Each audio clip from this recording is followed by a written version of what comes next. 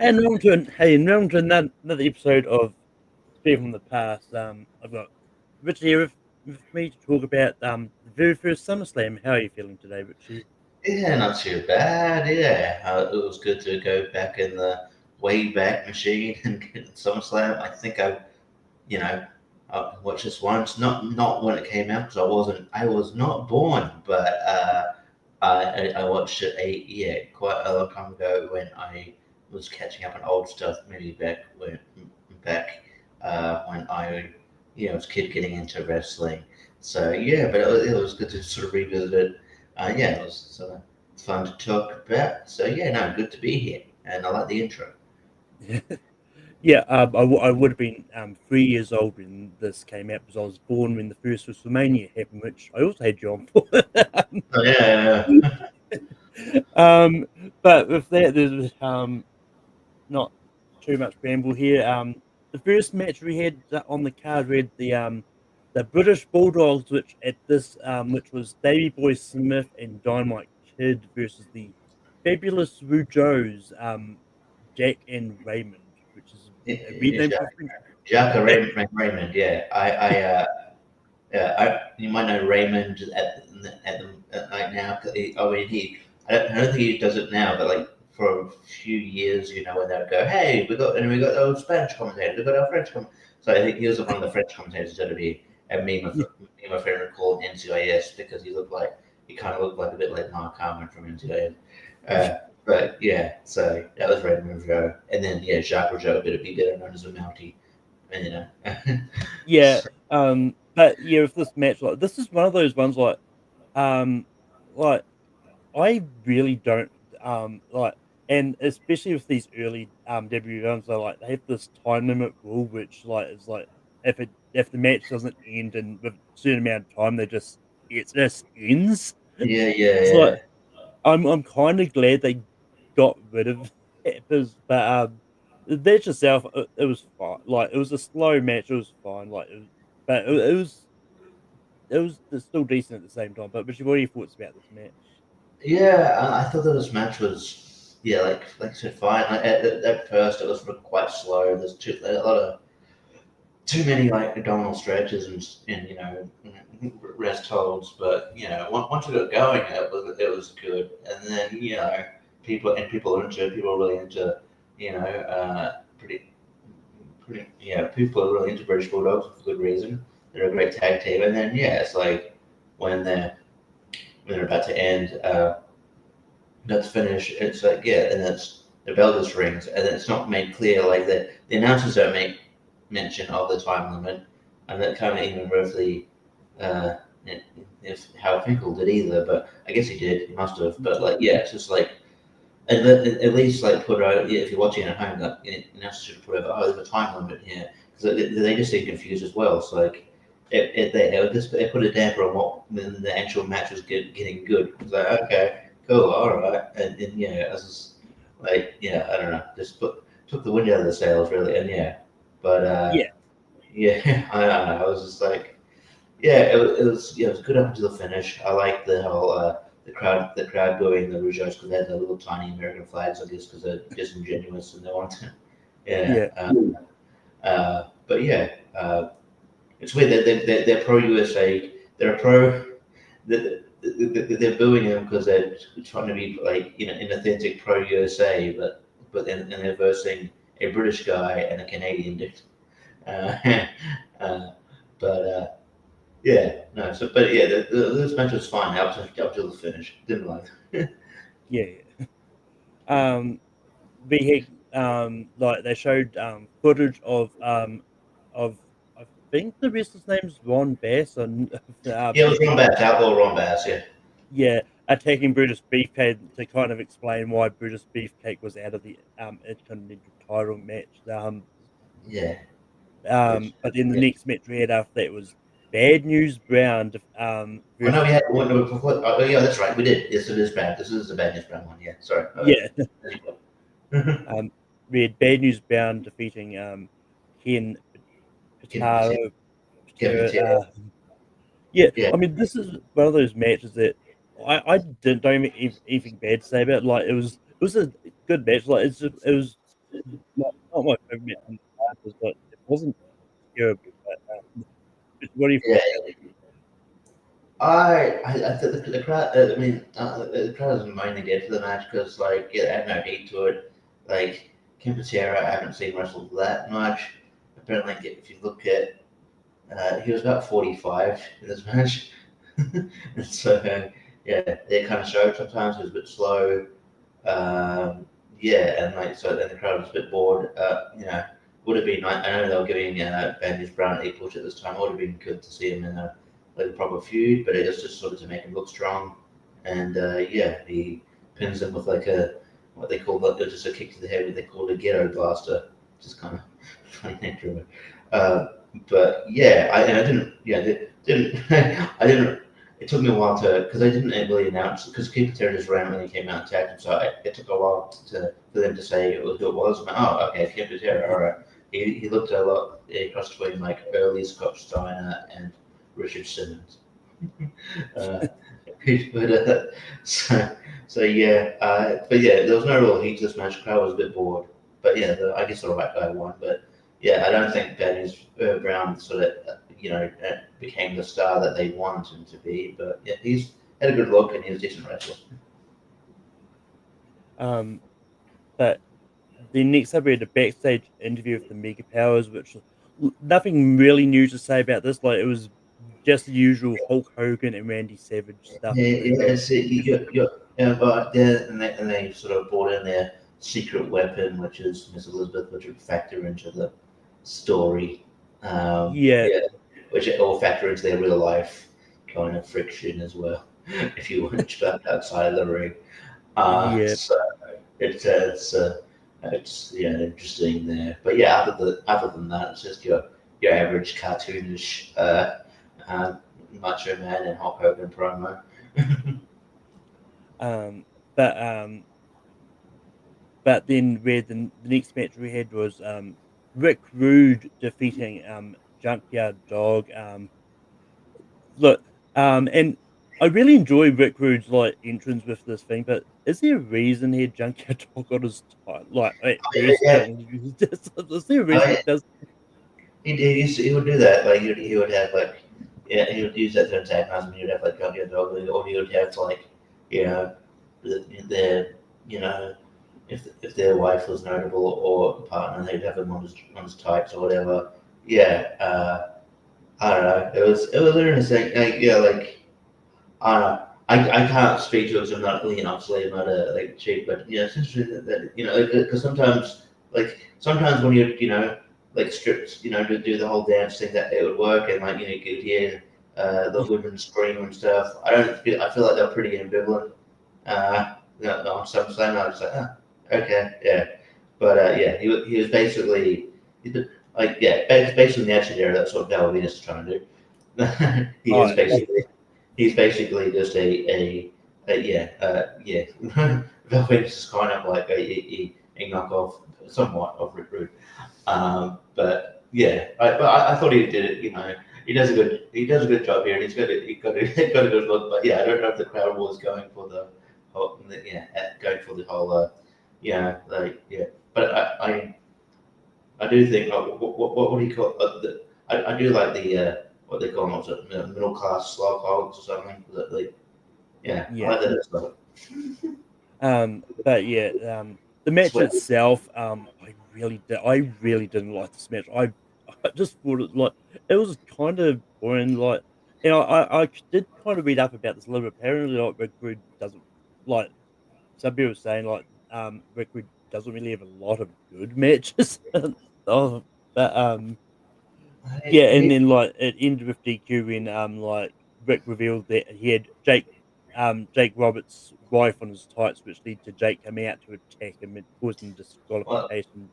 I think that's the issue here, and I think this is just because this is the first SummerSlam, and I guess they didn't know how big SummerSlam would be, and so like so they just have this match. But like really, if the big feud is Jake Roberts and Rick Rude, then they should wrestle at SummerSlam. This felt like just a match to get Rick Rude on the card. But like if SummerSlam's going to be an important show, then you do the big match here. and so it's just felt like a kind of a match. Even though like Junkyard Dog's really popular, but like yeah, it's just like if you're building towards that match, then this match and the match we'll get into later on with Jake Roberts seems a bit inconsequential. So I don't know. Yeah, it was just like yeah, it just felt like a bit of a TV match. So yeah, Yeah. But next up we had a backstage interview of Honky Tonk Man, who said that he didn't care who he was facing, because like he was told he was going to defend his yeah. anyway. That, Um and that's called foreshadowing. That's yep, that's for sure.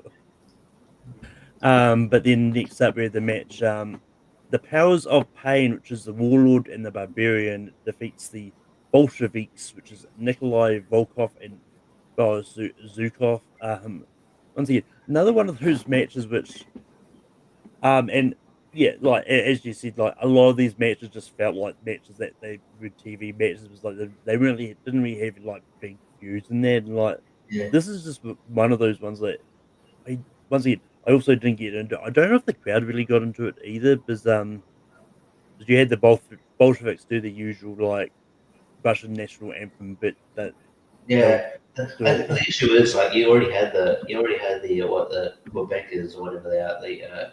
Yeah, do the similar gimmick, and you're like, Yeah, hey, we're also anti-American. Okay, yeah. fair enough. Yeah. But what do you thought about this match? I mean, I have a soft spot, so I like the Powers of Pain. You've probably heard me and like Pez talk about it, like on London Mars. I like big meaty matches. I like Barbarian. I like Warlord. I like Barbarian when he's in Face of Fear with Haku and Ming. I just like big dudes throwing people around, and I kind of got that a bit here. I think I remember like I've never been a huge fan of like Nikolai Volkov, and I was the first time seeing what's his name, Boris Zukov. Zukov. Yeah, I got him confused with remember his name, Buck Sumov. And if you Google him, he's not a good. He's yeah. You don't want to get confused with him. He's not. Yeah, if you Google him, he's not a great person. He's in jail for 25 years for bad stuff. So I'm sorry, and if you like, I'm sorry I got you confused. I'm sorry I got you confused with that guy. I'm sure you're a cool person. Um, but yeah, yeah. I mean, like this was, I didn't mind this match necessarily because it's like got people throwing people around, but yeah, it's like not the best match I've seen with Barbarian and Waller, but yeah, it was fun. Yeah.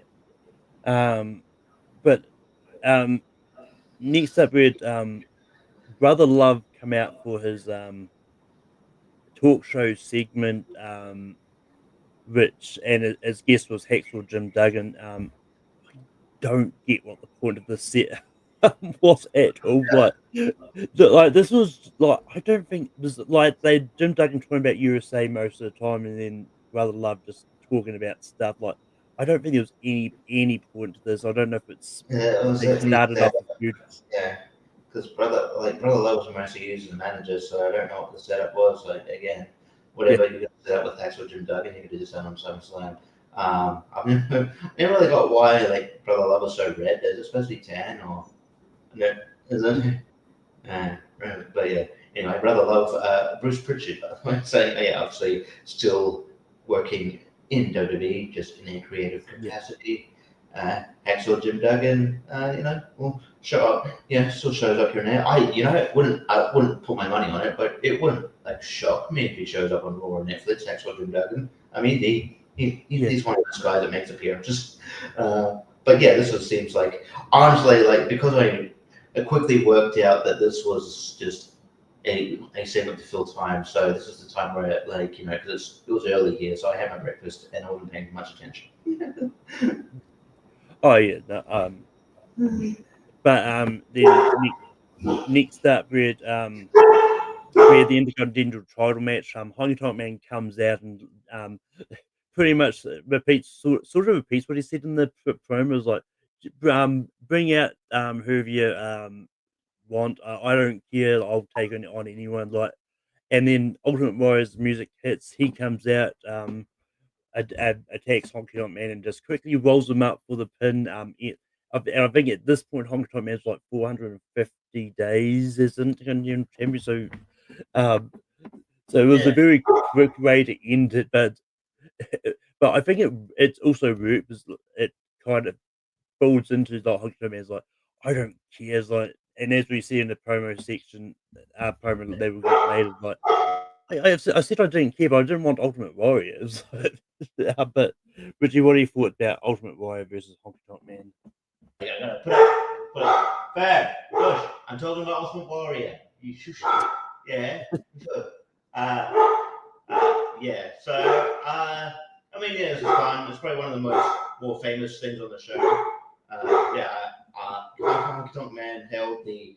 I'm not sure exactly the what the record number was, but yeah, he held that record until just recently with Gunther breaking it. Yeah. So yeah, but it achieved what it set out to do, and it's a good surprise. And you don't honestly, you don't want to have a long Ultimate Warrior match. He wasn't great, so yeah.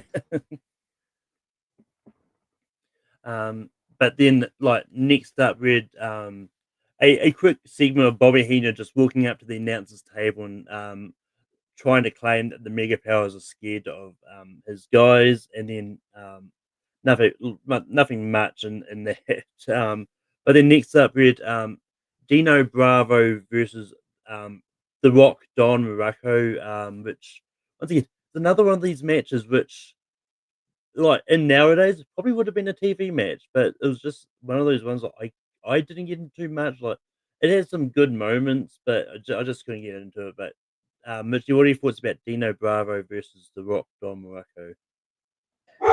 Getting to talk over the dog for some reason. This is actually. Can you give me a sec? Give me a second. Yeah.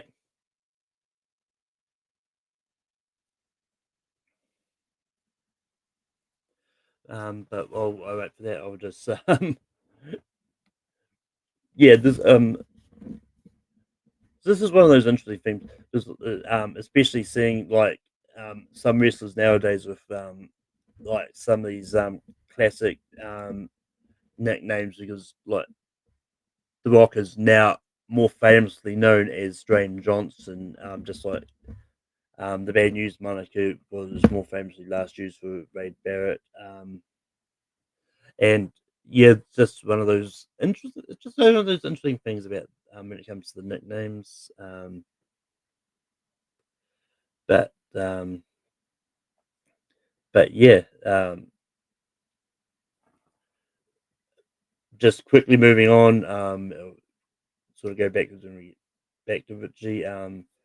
But after this match, we had a backstage interview with Jesse Ventura, who says that if someone we're talking about him being the guest referee in here, and we will be seeing sort of Jesse Ventura sort of again when Saturday night's main event happened. I think it's this week actually. So yeah, and but Jesse Ventura kind of claims that if someone wants to give him money, then he'll take the money. So just kind of confirming that Teddy DiBiase did try to pay him off. And yeah, so definitely an interesting backstage segment here.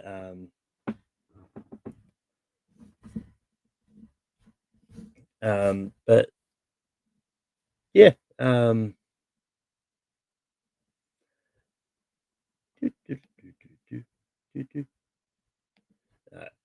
going to moving on to tag team match.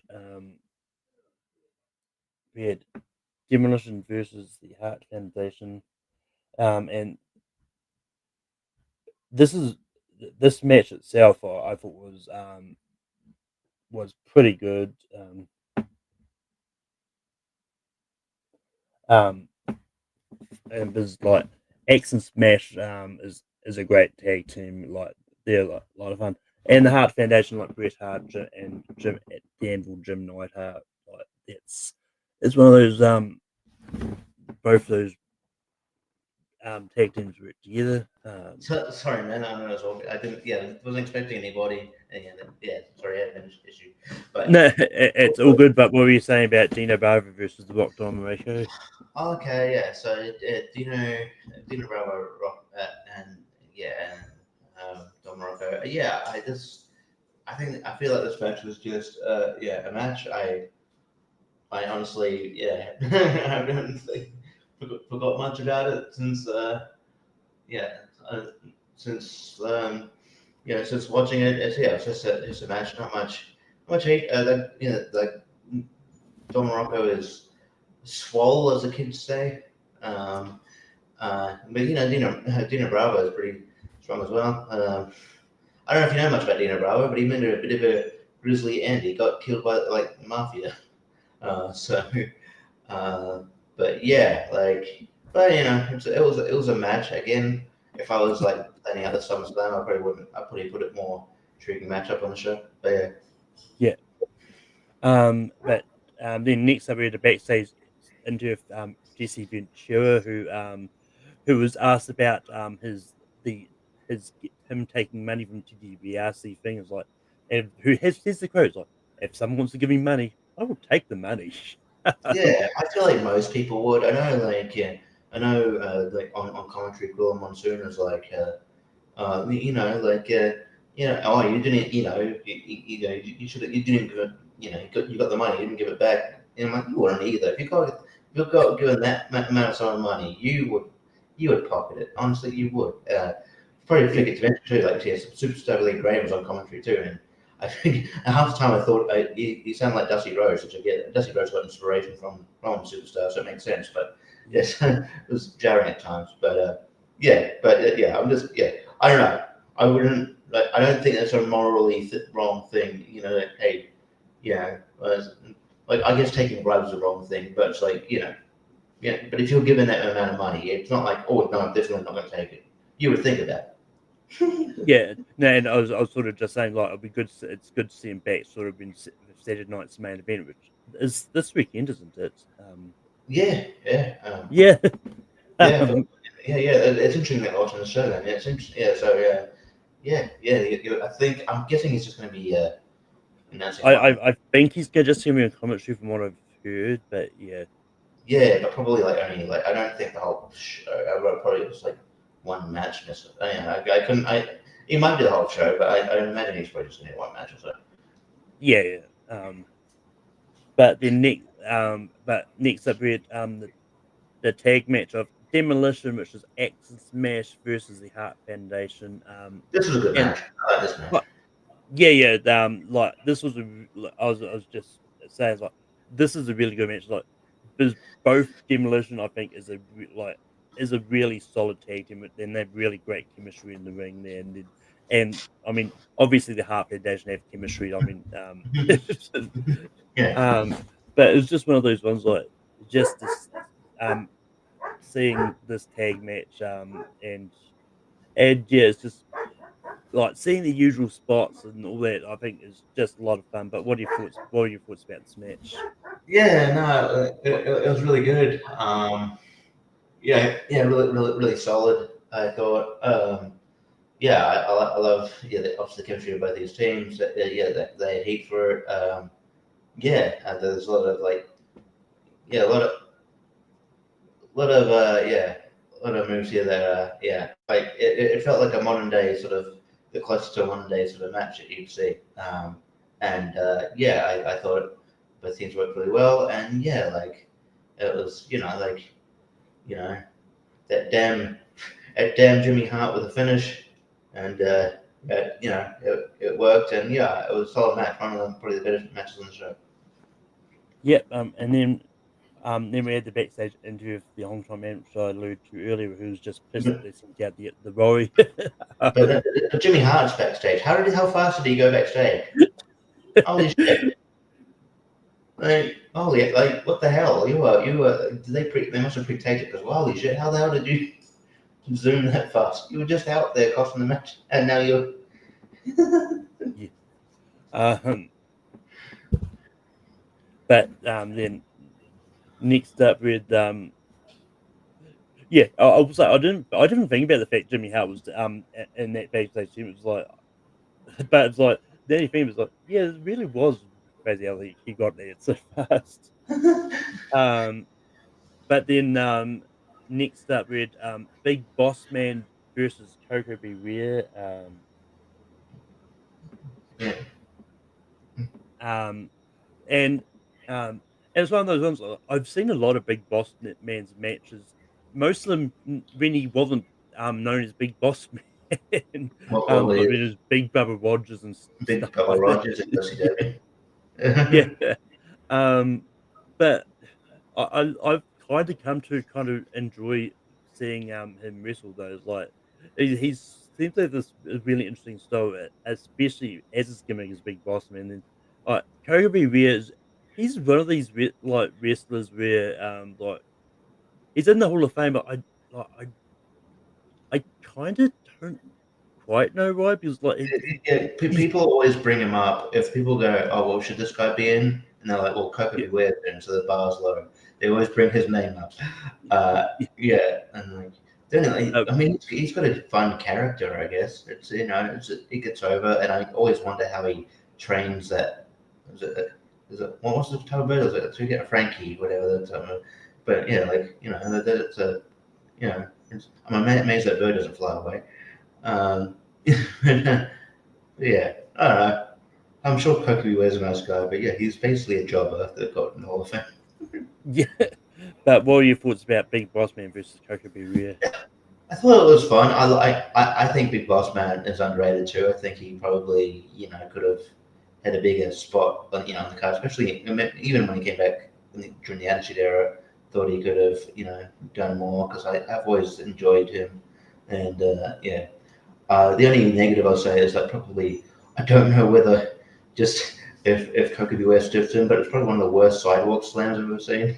It's like that Yeah, boss man slam. It's like he had to hoist him up because like Coco Beware gave him no help. And they replayed it. Like, don't replay that. um, but but then we had a backstage interview of Ultimate Warrior celebrating his win with just about anyone who just happened to be in that room at the time. So, Yeah, just um, jargon like he usually does.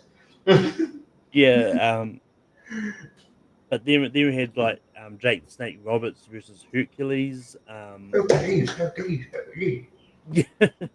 Um, and this is one, and as we kind of alluded to earlier with Rick Rude, like this is one of those matches where like they should have just done Jake Roberts versus Rick Rude because it doesn't like having them in separate matches. And I don't even I don't think Rick Rude comes out to. If I'm to remember, I don't think Rick Rude comes out and interfere in this Yeah, he match. doesn't come out in this one, so yeah. Yes.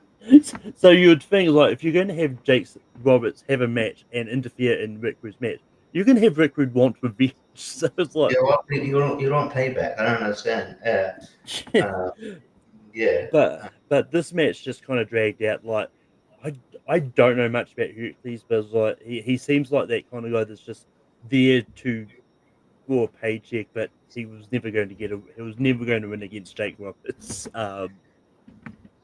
But yeah, what are your thoughts about this match, Richie? yeah. Sort of like again felt inconsequential, but I think I liked it. I liked it a bit better than the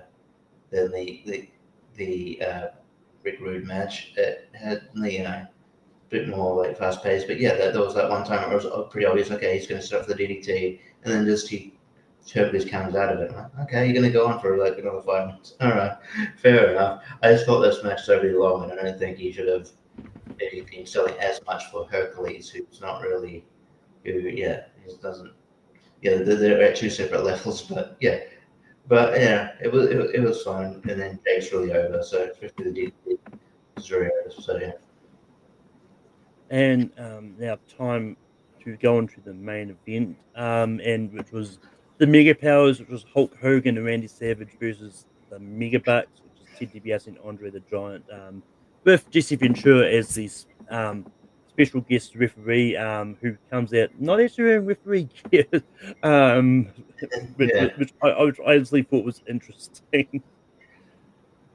Um, but I mean, the match itself, I thought it was really good. Like, it's one of those ones like it was kind like Andre didn't get in much, but from what I understand, like this was kind of his start of his kind of like decline, like um where he was kind of not able to wrestle as much as he would like. Yeah.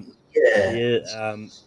So I like after like I kind of get it, was like kind of get it, and it's when he got in, he like did it, got in, did his usual sort of thing, but the match itself was a lot of fun, and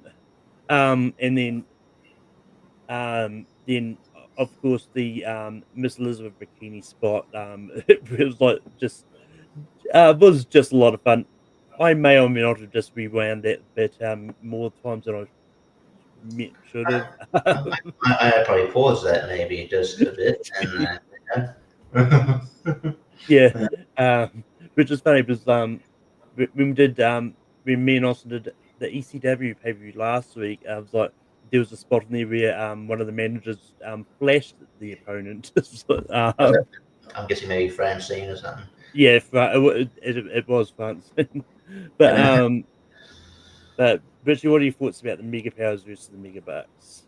Yeah, I mean, it's it's fun, and it sets up an iconic storyline of the you know mega powers imploding. But yeah, it's a lot of fun. I think the one of those thing the main ingredients back then is the crowd, and then the crowd makes this match. And yeah, I mean, while like he's it wouldn't get it's not to the point where it gets ultra sad, but yeah, like it's obvious like Andre the Giant sort of is on the decline and can't move as much, but like I think he'll still be able to do do some stuff, and he could he did what he could, and like I think when Ted he had like at least two good workers, Hulk Hogan is Hulk Hogan, like I didn't really. Yeah, But yeah, but when I've seen the Macho Man and Ted DiBiase's in there, it's always good. And yeah. So I think the actual story, this the actual story of the match is probably better than the actual match. So, but it's entertaining. Yeah. So, but yeah, I think Andre the Giant would have like another like. Well, he'd passed away 5 years later, so I think like it's not like he would decline obviously more, but like this is probably the start of it. But like like he yeah, could yeah. do it better than he would maybe a year from now. Um, but yeah, so that's the first SummerSlam. Which, if you go back in time and change one of the booking decisions on this, what would you change? Um. Well, yeah. Okay. Well, we've talked about it. I would have. Uh. Yeah. I would have. Jake Roberts and Rick Rude in a match. And Yeah, yeah.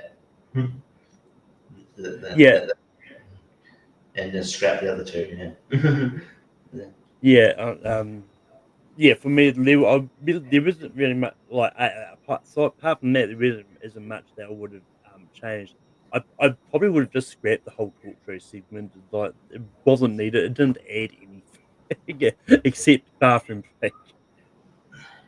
Yeah, Um, maybe if I could think of like one other thing, I'd maybe give like Bad News Brown like a more competitive opponent. Like him doing an essential squash match is sort of like more. It seems more like a superstar, like what I think back then they had superstars or whatever. It seems more of a TV thing than a pay per view thing. So, yeah. but yeah, but Um, but Richie, what would you rate the pay per view out of 5 stars? it's hard because I need to sort of go back. Like I need to like look at through like a like that time sort of lens. Because you're not going to have like these, athletic like 5-star bangers, but there's still enough to enjoy here. There's also a lot of filler that doesn't really need to be on here. But again, they didn't know what they had with SummerSlam. It wouldn't become this juggernaut that it would just like when it like a few years when it would sell at Wembley. Um, So I don't know. I would probably, you know, I'll go 6. Oh, what, you say 5 stars? Oh, you said 5 stars, Yeah. right? I'll go, check. Yeah, my bad. No, not 6 star. And I'm not going to be Meltzer. Um, I'll go, I'll give it 3. Yeah, yeah, I'm kind of around the same wavelength. Like, there's definitely a few good matches I've really enjoyed, like Demolition versus the Heart Foundation, and Mega Powers and Mega Bucks. I really like the matches, but then even the ones that but even then, like even some of the other ones, I enjoyed them to a point. And it was just a case of I enjoyed them. Like they ruined a lot of bangers, but for me, it's 2.5 out of 5. So like just in the middle there, like Yeah. but yeah, so is that one thing I like to do every 5 episodes of this is just do a recap of who the wrestlers have wrestled the most on these pay-per-views that I've covered so far. So far, nothing much has changed. The top 3 is still Goldust, Rey Mysterio, and Sting. uh, Okay. because just with these last 5 episodes, like there really hasn't like I haven't really had much with um changes, and then my top 5 pay-per-views so far haven't really changed. Like my number one pay-per-view at the moment is still SummerSlam from 2002. Then I've got That's NXT. a really good show. Yeah, they've got NXT Takeover Brooklyn 4, NXT Takeover Dallas, Yeah. WrestleMania 31, and then NXT Takeover Rivals. Yeah, Um, they're all good shows. yeah, Mhm. but Yeah. with that, I'm going to spin the wheel, see what I'm going to be talking about next time. Yeah. Um,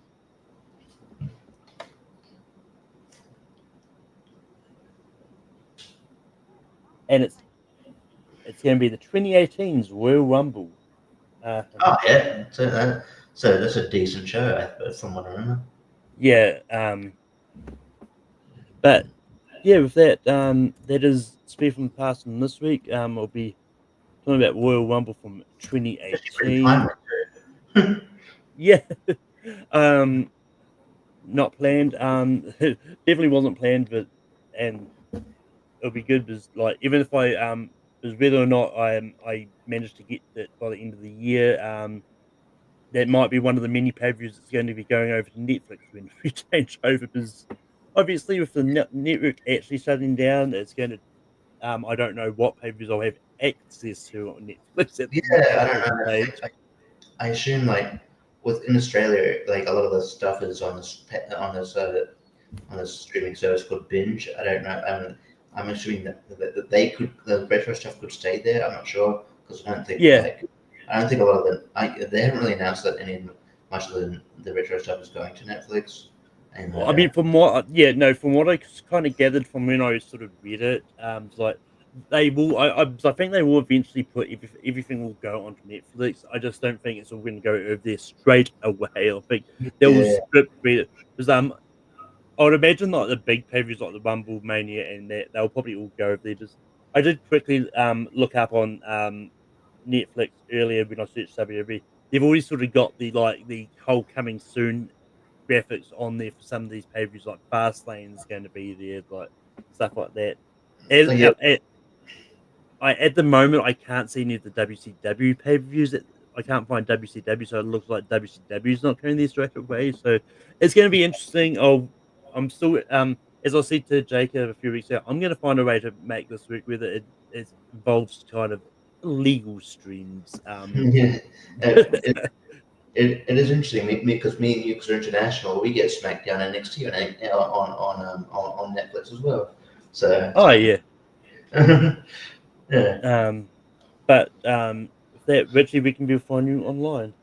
Yeah, you find me, just on, doing the movie hero. I was briefly in the Seen and Heard. If you want to watch the first couple of minutes, there you go. Spoiler again. But then, yeah, like I do Wheel of Movies. We're not sure what we're doing yet. I guess we'll spin the wheel on a future tournament fights. Speaking of that, I think I'm on the 97 championship. So in a week or so. And then, Lonely Marks. think we're going to be doing a draft, like a sort of a draft to kind of set up our sort of almost like a fantasy football type draft, like fantasy wrestling type draft to sort of carry on into next year. So it should be fun. And yeah, other than that, yeah, like you can catch me around. Just yeah, other trivia leagues. Yeah, I probably do. You know, I do. Yeah, I'm always on like picks and lists with John Mile host on JPS channel. On ASAT, and so yeah, I'm around. Um, yeah, and you can find me on Tape Productions hosting Rankum every week. Next week is going to be the final episode of the year. It's going to be top shelf Christmas characters from movies. And you can also find me Beth and Past. Whether or not I do one next week, because next week's a kind of a busy week for me because it's also the ladder series. Ladder series is just a busy week in general for me with work and all that. So whether or not I do another Beth and Past next week, I haven't decided yet. But you can find me popping up on Movie Hero Network from time to time, all that. But yeah, but until next time, it was see you later.